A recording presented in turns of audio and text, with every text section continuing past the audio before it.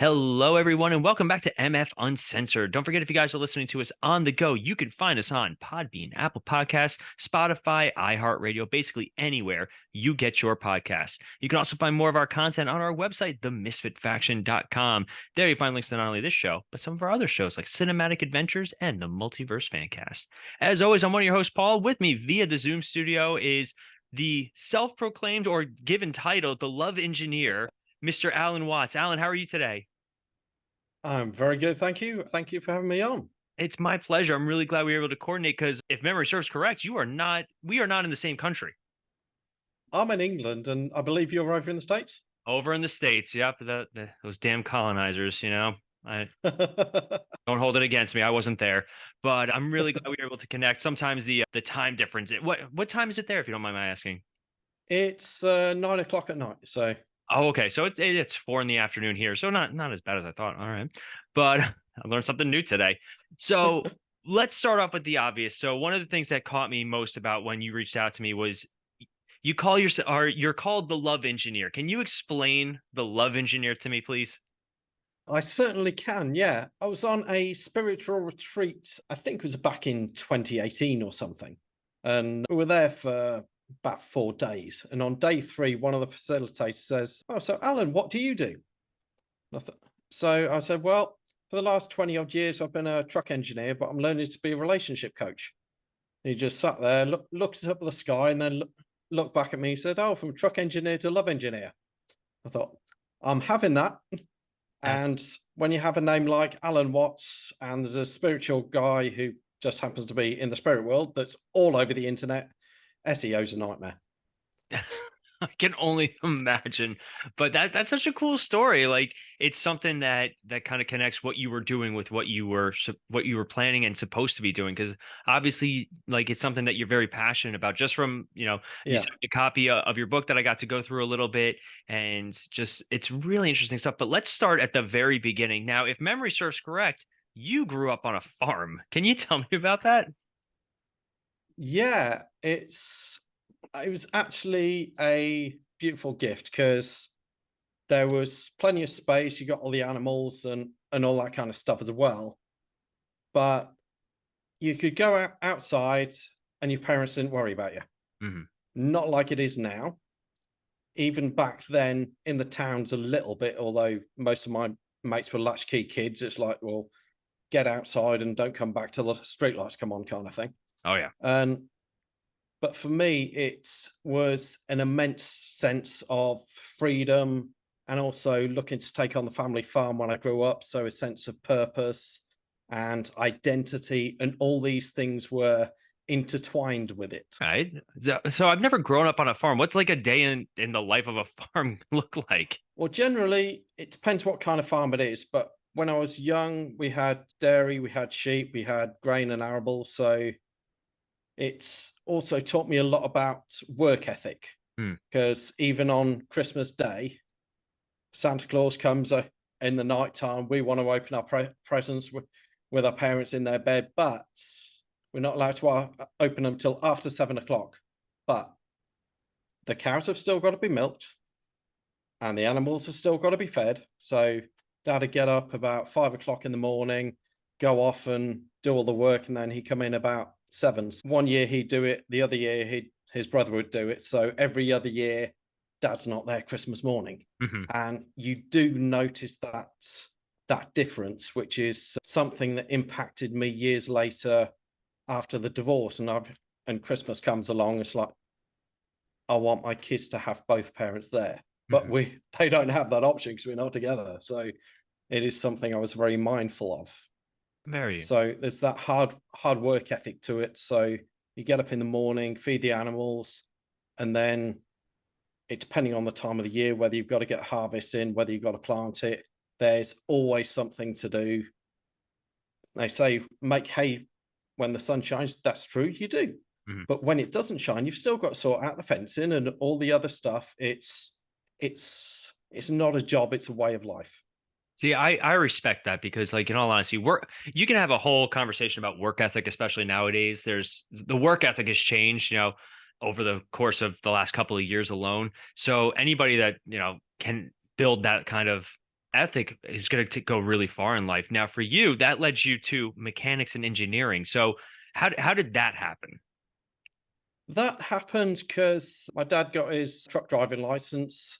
One of the ways we looked at diversification, and he worked for a grain haulage company. So he'd go up to the truck yard on a Saturday. And as I wasn't at school, I went with him.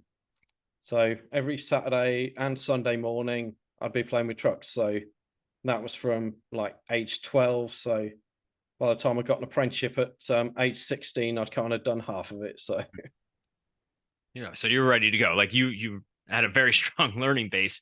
So you become a mechanic and you're doing engineering, and then you moved into this now relationship lifestyle. Like almost, is it, would you consider it coaching or would you consider it something else? yeah, I do call myself a coach, though there's multiple aspects to what I do. There's the NLP, havening, kinesiology. So all sorts. I just call it coaching to make it easier for Make it people to easy. understand. Easy to put in a podcast, easy to put on a piece of paper. Yeah. But obviously it seems like it's very multifaceted. So how did you make that transition? Like what inspired you to go into this new line of work? I married a narcissist. I just didn't know she was at the time. And yeah, we ended up having two kids and getting divorced. Mhm. And then I more or less lost everything. And I found myself kind of kneeling on the living room floor of what was my family home.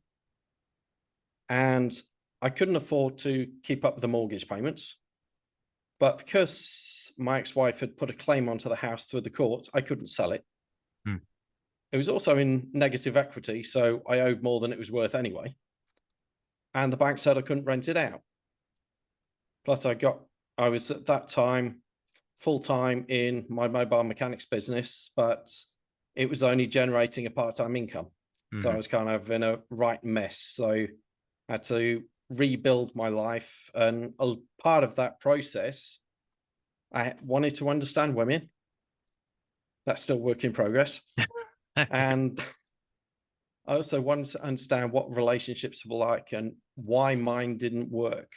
Because there was a big part of me that still believed in that if we get married, it's till death do us part kind of thing, Mhm. not till divorce do us part. So I had a lot of inner work, inner soul searching, and life rebuilding to do. And part of the process, I did a coaching course partly to improve my skills as a parent, Mhm. and partly because I had a few instances in personal relationships where I thought, well, if I got some coaching skills, I could handle this very, very differently. Mhm. So I went and learned to be a coach and found out I really enjoyed it. Oh, that's awesome, man. Like it's wild that like at your lowest point, you were able to kind of rally yourself and find basically what you were probably supposed to be doing with your life. My wife and I just celebrated our 5 year date anniversary. So that when we first went on our first date, and we've been married happily for 3 years, but there's no instruction book. Like you just kind of base it No, off of what you see or what you've experienced. Like, I was a child of divorce when I was younger. My parents were divorced. Like they were divorced. It's been a long time, but it definitely had an impact on the way that I valued relationships and saw what was right, what was wrong, what you should do, what you shouldn't do. And then finally I got married myself and I was like, holy crap, there is no real preparing for this. But no. if I had a coach or somebody, like, I wonder if my perspective would be different. So one of the things that really caught me though about some of the material that you sent me before we listened was you talk a lot about masculine and feminine energy. So can you like talk to me a little bit about it? Okay, the masculine and feminine energies, we have two energies within us. Mhm.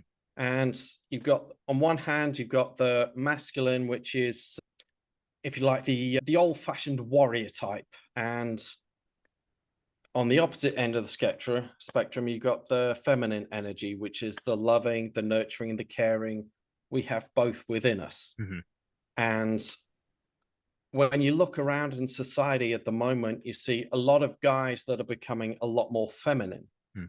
and a lot of women that are becoming a lot more masculine. And the opposites still attract. But the biology we have in our monkey mind, the reptilian brain, that's still the same as it was when we lived in caves, women are still looking for that warrior type that will keep them safe, keep them protected. But the joys of modern societies, they also want to be seen that emotional connection as well. So you've got a lot more masculine women, a lot more feminine men, but the feminine men are not showing up in the masculine, and it's all ass about face. Because if you think about these two energies as a north and south pole of a magnet, if you switch them, one of them around the wrong way, the two north poles are just going to repel. Right. So these masculine women looking for a masculine men, thinking, oh, I intimidate them. No, you don't. You just don't attract them, because that masculine energy comes across first. And same with the feminine, more feminine guys, the nice guys, women don't feel safe with them. So it's less of a biological type imperative. It's more of the inner. So is it something that somebody could change and work on? Because obviously there's a whole conversation about biology. Like I can't, I'm not a scientist. I'm not a doctor. So I don't talk about biology. Everybody's different. Do your thing, just as long as you're happy doing it, for me anyway. But like, it seems like energy can be shifted. Is that part of your coaching process? It's more about finding the true you within yourself. Because when we grow up, we get taught a lot of things about how we need to show up, how we need to behave, what a boy is, what a man is, what a girl is, what a woman is, and everything else in between. And that's great, but it doesn't necessarily mean it's who you are. We get, well, a lot of the time when we're children, we behave a certain way, we get love, we get gold stars in school or whatever, but that might not be who we are. So we have all these things within us that we think are not lovable, and we try and push them to the side, whether that's more masculine traits or more feminine traits. When you look at the lists of all these different traits, whether it's masculine or feminine, you look at them and say, I could be any one of these. And we can at different times. But the question is, who are you at your core? So it's a lot of unpicking what we're not to find out what we really are. Because you hear so many people say, oh, I just want my partner to see me for who I am. So many of us haven't seen ourselves. And even if we have, we're not putting all of that out there. We're putting out the marketing version or the Instagram friendly version of what we think people are going to love. Yeah. Do you find the stuff that's hiding backstage comes out, or the mask falls off and it gets a bit messy? So do you find that, especially nowadays, where social media is the one of the biggest presences that a person can have? Like when I was younger, and I'm sure when you were younger, like nobody cared. Like you could do all these mundane things that we did every day. There was no glamour to them. There was no pomp and circumstance, and there was no attention for them. Do you find that social media has made it harder for these people who are now putting up even more powerful masks to find their true self? It's had a massive impact. As when I was growing up, there's no social media. There was no mobile phones. There was no Google. There wasn't even an internet. So when I was about 12, 13, when I started to see mobile phones, some of them were screwed to the dashboard of a truck. Right. And the others that you could carry them around, but you've got to carry the battery as well. It's the size of a suitcase. So they weren't friendly at that time. But what I look at now, and it's blooming scary, but because it's like what we used to keep in our diaries in the past that were private, it now all goes on social media. It's like there's no secrets anymore. Not that secrets are necessarily a good thing or bad thing, but you put everything out there. But a lot of the time, you only put out the stuff you think people are going to like, unless you're putting out stuff out there that gets you attention. Then you put the negative stuff out because you get all the sympathy and all the love. And As soon as you stop doing that, you stop getting attention. So I better put another story up. Nobody liked this one. I better do another one. Make it better. Yeah. Yeah. I mean, I remember blogging was just getting big when I was in probably about high school. And that's another thing. Like back in the day, the internet, like it was hard to find things. Like if you were like, hey, I have a blog, it'd be like, well, where is it? I can't find it. Now, like I could share my podcast all around the world. Like I have listeners everywhere and easily. Like I just hit publish and it's good to go. And also I find that like when you like those older social media posts, they're just a snapshot of what you were feeling in that moment. They're not reflective of you as a person. Yeah. I know I feel very differently about certain things now than I did maybe 20 years ago when I put it on my blog. So a lot of people get so hung up on social media and how it interacts. And like there are good things. Like I know my sister actually met her husband via one of those dating apps. Like there are some things that are very helpful with that kind of social media, but it's Yeah. wild. It's wild nowadays. Now, It's you do a lot of work with dating. Do you find that social media, like your Tinders and your Bumbles, I'm not sure what you guys have on your side of the ponds, but oh, we have all those. no, you have all every single one of them. Do you find that they've made dating easier, more difficult, harder to navigate? What are your thoughts on them? Yes. Yes, to everything. It's I think a lot of people when they go onto these sites for the first time, they're like a kid in a candy store. Because instead of just having the options of the kids in the local club or the local church or the local youth group or friends of friends, maybe that was the dating pool of the past. Now you've got the whole freaking world. It's wild. Like it's And you think, I am going to use this to find my ideal partner who, if you describe all the traits and everything and the values, they are way up here. Mhm. Whereas I'm only down here, but they're not going to know that because I only put the good stuff up. Oh, But those dating sites really, they're not the answer to finding the person of your dreams. All they really are is the first step along what I call the dating ladder or sometimes dating target. And that step one is awareness. No one's going to ask you out if they don't know you exist.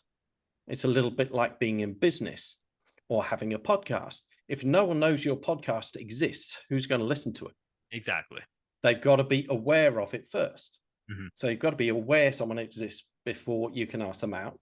Then you've got to get to know and like them, then trust them, then build confidence and all these kind of things. There's 7 steps up to they become a raving fan. At what point do most people try to get married? It's not step number 7. It's more like step number 3 or 4. Mhm. And a lot of salespeople do that with a business as well. Instead of building that connection and that relationship first, they go for the sale. They're going for that outcome, whether it's to get laid, whether it's to get married, whether it's to have kids, whether it's the next sale, whatever else it is. It's that outcome is about getting something. It's not so much about what can I give or what is aligned with the truth of who I really am. See, it's funny you say that because, when I was younger, I did like the dating things, like always trying to find my soul. I romanticize a lot of this because that's what we're taught when Yeah. we're younger. We're taught romance and true love and Disney movies and all these things. And all that stuff does exist in some capacity. It's just presented Yeah. it's presented as being very easy. Like you watch a Disney movie, they fall in love within 13 minutes. It's wild. But I will never forget my wife when we first started dating on like our second or third date, we went for this walk and she laid it out. She was like, "Hey, this is what I'm looking for. This is the kind of relationship I want to have. If we line up with that, great. If not, then we don't want to waste each other's times." And I'll never forget that because it challenged me to figure out what I want. It wasn't just, something easy, or it was something that I really wanted to work for and something that and it changed the way that I thought. So I really enjoy hearing your thoughts on like all this, the energy and the alignment. My wife very firmly believes in energy. I do to a point also. And we always say that the universe put us together when it was ready for us to combine our energies. Yeah. So Yeah, definitely. yeah. So I'm digging your thoughts so far. Now I have one silly question. What is kinesiology? I can't even say it. Kinesiology. Kinesiology. What is it? I keep hearing that word. I have no clue what it is. It is a blend of modern chiropractic with some of the ancient Chinese meridian therapy, acupressure points. But luckily for a lot of people, there's no needles involved. But what I like about it is it blends the body, the mind, and the spirit. So if you've got emotional things that are trapped in the body, there's a great book out called The Body Keeps Score. It does. Heard of it. So trapped emotions can come out as a physical ailment or a state of dis-ease. So what we normally do, or certainly for the last few years, is go to the doctor or the hospital and they look at the symptoms and they will potentially give you a drug. And you think, okay, that's going to make it all better. And a lot of the times it can. What it doesn't do is say, okay, this is the symptom or the outcome. What is the root cause? It doesn't look for that. It just looks for a symptom. Right. Because if they heal you properly, you don't go back for more drugs. That's fair. That is very fair. I am a very big advocate of mental health, especially among men. It is a topic that's not thoroughly discussed. It's a topic that had a lot of taboo nature to it for a very long time. Like, I remember when I was younger, I was told, you're too sensitive. That's what I was told. Whenever I get upset about something or something would bother me, that's what every male in the household would either say something along the lines of, you're being too sensitive, or, rub some dirt in it, toughen up. I know you do some work with men's mental health. So some of your thoughts on it. Yeah, it's certainly not talked about enough. And on one hand, you have people saying, oh, men need to talk more. Yeah. And on other hands, there is you need to toughen up, you need to man up, whatever else. Well, which is it? Well, it's both. Yeah.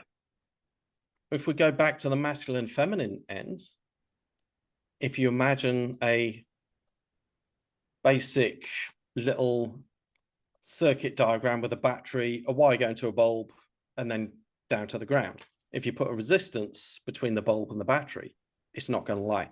Right. If you put a resistance between the positive and the light, it's not going to light. And if you change that light to an electromagnet, it's not going to attract the right things. So if we have 100% masculine, there's a resistance to the feminine energy.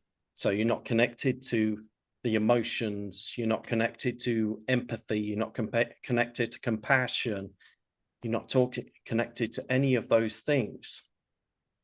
So do those guys in that situation need to open up and talk a little bit more and be more connected, more vulnerable? Yes.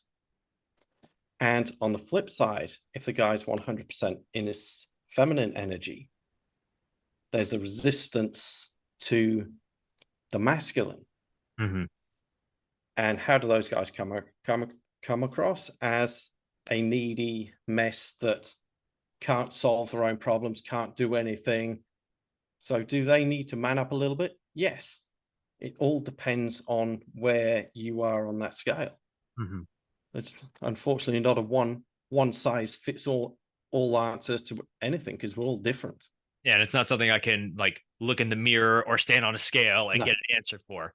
No. So I like that though, because it's still something that somebody can work on. Like America is heavily pharmaceutical. Like it's more business than anything else. Like just to be frank, like, and it's very easy to go. It's super like during COVID, they did a lot of like telehealth and which was big, but now they're still doing, like, I can do a virtual doctor's appointment and get a prescription through this virtual doctor's appointment. And it is, in some cases, it's totally valid. And it's something like it's a pure chemical imbalance or something physiological that somebody might need that for, but you can get something for anything easily in America. And I think I agree to your point. It's not solving the root issue. And I find that if you attack what's going on, like the actual disease instead of the symptoms, you're going to heal faster.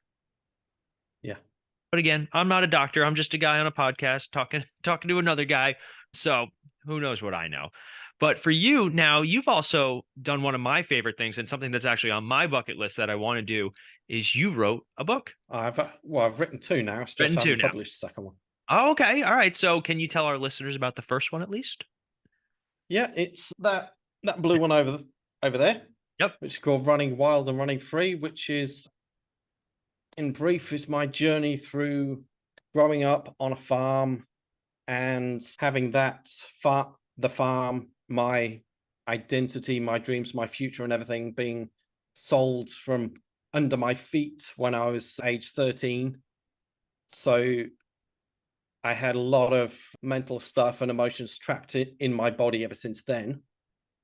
And then what else? One of my best mates died and cousins committed suicide, all sorts of stuff that I've opened up and talked about in there. And it talks about my marriage as well, and the divorce afterwards, and how I got to the point where I actually drew a line under it all and said, enough's enough. This is my path. I'm off. Wow, that's really awesome, man. Now, also one of the things that I noticed is you put like positive things about divorce in some of the message, like Yeah. some of the material that you sent me, and I'm sitting there going, like, divorce is bad though. Like, why is he like divorce is like so good? So, can you tell me a little bit about? Obviously, you're happily It's remarried, if memory serves correct. I'm living with my partner. Both of us we're both divorced and both decided we don't need to do that bit again. Yeah, I hear you. So yeah, divorce is bad. That's kind of a lot of the messaging that I grew up with as well. Mhm. And a lot of that is perception, Mhm. because I know over in the States, there's a lot of media attention around guns. Mhm. I'm not saying the good, bad, or anything else, but it depends what you do with it. It depends how you look at it. Right. If you're using that gun to feed your family or protect your family for self-defense, Mhm. that's one thing. But if you're using it to go out and kill people just for the hell of it, then that's not good. But it's the same gun. Because divorce The old. is, Go ahead. Yeah, sorry. yeah, Zoom delays. They kill me. yeah. With a divorce, it's a lot of it depends on the situation. It takes two to make a marriage work. It takes two to fuck it up. And if I'm willing to put in the work to make it work and she's not, Mhm. I then become change. Oh, she's still not happy. Change. And you look in the mirror in 20, 30 years' time and say, who the hell am I? Right. And also, if you're not a good match or you're not communicating very well, kids grow up seeing mum and dad at each other's throats Mhm. every other day whilst they watch Disney movies, seeing how they lived happily ever after. And think, oh, mum and dad must have been happy before I came along. Oh yeah. The kids, So, and then they so turn. for me, my kids grow up seeing dad happy, dad moving on, and mum's over there doing whatever the hell mum does. And they are very well aware that we had issues before they came along, Mhm. and it's nothing to do with them. See, I think that's super important. And that was something when my parents got divorced, that was something they hammered home with both myself and my sister, that we had it was nothing to do with us, because that's what kids think. They think it's my fault. I need to fix this. There are also tons, like, you watch old Disney movies that also show the kid getting the parents back together and now you're a happy family, whereas they probably should have just all gone to therapy and moved on. But Yeah. so And there's another thing about those Disney movies. yeah, Have you noticed how many of those movies the stepmother is evil? in all of them, because Walt Disney had some Exactly. issues. Walt Disney was a issue-filled guy. Yeah. Yeah, either and or like the parents were exceptionally absent in a lot of them. Obviously Bambi's mother dies, and it's the most traumatic Yeah. thing ever. So it's funny, you watch people when they do like any sort of works of medium or creative arts, they whatever they're dealing with comes out because it's the most potent emotion, Yeah. and sometimes they don't even know it, and they use it to just kind of deal with it. It's wild. Absolutely. Now, so when you went to like sit down and write the book, did you have a plan for it? Was it something that you just kind of like you had pieces that you needed to put together? Like, how was that process for you? Well, to start with, I looked at writing different kinds of books. I thought, well, do I write a personal development style book? Mhm. Do I write an erotic style book, or do I write something else? And and I was at a mastermind meeting and met a writer, ghostwriter, writing mentor, and we met up and said, "Well, look, I've got these different, excuse me, I've got all these different options. What do I do?" She said, "Well, what kind of book do you want to write?" I said, "I don't know." And she says, "Well, I teach two types. One is personal development, and one is like a memoir kind of thing. How would you like it to be? Do you want it to have some story in there and personal experiences, or do you want it to be all kind of theory?" I said, "Well, I want some kind of a story in there." Says, Mhm. "Well, write a memoir and then include some personal development things in there as well." So I says, "That's great. How do I do that?" She says, "Well, I have a mentorship program." I said, "Well, I can't do it at the moment. I haven't got the money." Mhm. So I thought no more about it. And then I think it was about a year later, she reached out and says, "Look, I'm putting a group of 15, 20 people together to raise money for a charity that helped me when I was younger. I want them to be able to share the story, but it has to be someone that's never shared the story before. You've got 5,000 words. Are you in?" I said, "Yeah." Oh, that's So I awesome. did that. And that was a bestseller on Amazon on launch day, I think. And I don't know how much it's raised ever since. But so as a part, after taking part in that, she says, "Well, any of you that have taken part, I'm happy to mentor you through your first book at a discounted rate." It's Awesome. like, "Yeah, I'll do it." So I started writing it in October 2019 and finished it in, I think it was March 2020. Wow, that's really cool. And it's got such a great story to it. And like obviously, helping a charity and finding somebody to work with, I always believe that the mentors that you have in your life are the most important people. Everyone, you should Yeah. have a mentor in some capacity, whether it's, an emotional mentor or a physical mentor or something like that. The people I always say you're never too old to learn something, and especially from someone else. I love asking for help. It doesn't mean I'm dumb. It just Yeah. means I'm smart enough to know somebody else knows better than me. And you've got the courage to do it, which a lot of people haven't. I appreciate that. So for you though, you also have a podcast called the Indeed. Relationships Revolution podcast, correct? That is correct. Yeah. And can you tell our listeners a little bit about it in case they want to check it out?